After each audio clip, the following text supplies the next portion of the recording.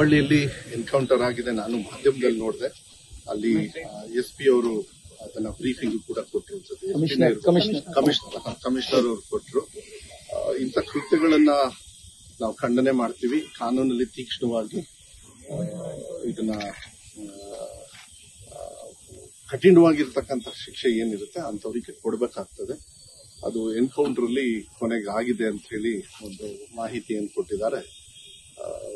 ಜನರ ರಿಯಾಕ್ಷನ್ಸ್ ಕೂಡ ನೋಡಿದ್ರಿ. ನಾನೇನು ಹೇಳೋದಿಲ್ಲ. ಇಂಥ ಕೃತ್ಯಕ್ಕೆ ನಾವು ಎಲ್ಲರೂ ಸೇರಿ ಒಗ್ಗಟ್ಟಾಗಿ, ಪಕ್ಷಾತೀತವಾಗಿ, ಜಾತ್ಯತೀತವಾಗಿ, ಎಸ್ಪೆಷಲಿ ಮಕ್ಕಳ ಬಗ್ಗೆ ಬಂದಾಗ ಈ ತರದ ಬಹಳ ಚೆನ್ನಾಗಿ ಖಂಡಮ್ ಮಾಡಬೇಕು.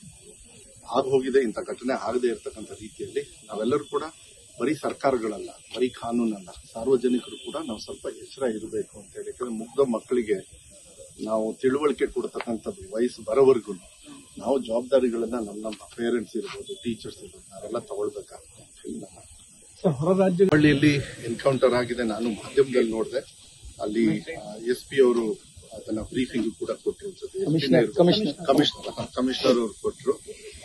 ಇಂಥ ಕೃತ್ಯಗಳನ್ನ ನಾವು ಖಂಡನೆ ಮಾಡ್ತೀವಿ. ಕಾನೂನಲ್ಲಿ ತೀಕ್ಷ್ಣವಾಗಿ ಇದನ್ನ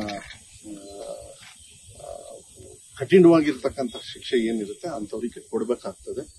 ಅದು ಎನ್ಕೌಂಟರ್ ಅಲ್ಲಿ ಕೊನೆಗೆ ಆಗಿದೆ ಅಂತ ಹೇಳಿ ಒಂದು ಮಾಹಿತಿಯನ್ನು ಕೊಟ್ಟಿದ್ದಾರೆ. ಜನರ ರಿಯಾಕ್ಷನ್ಸ್ ಕೂಡ ನೋಡಿದ್ರಿ. ನಾನೇನು ಹೇಳೋದಿಲ್ಲ. ಇಂಥ ಕೃತ್ಯಕ್ಕೆ ನಾವು ಎಲ್ಲರೂ ಸೇರಿ ಒಗ್ಗಟ್ಟಾಗಿ, ಪಕ್ಷಾತೀತವಾಗಿ, ಜಾತ್ಯತೀತವಾಗಿ, ಎಸ್ಪೆಷಲಿ ಮಕ್ಕಳ ಬಗ್ಗೆ ಬಂದಾಗ ಈ ತರದ ಬಹಳ ಚೆನ್ನಾಗಿ ಖಂಡಮ್ ಮಾಡಬೇಕು.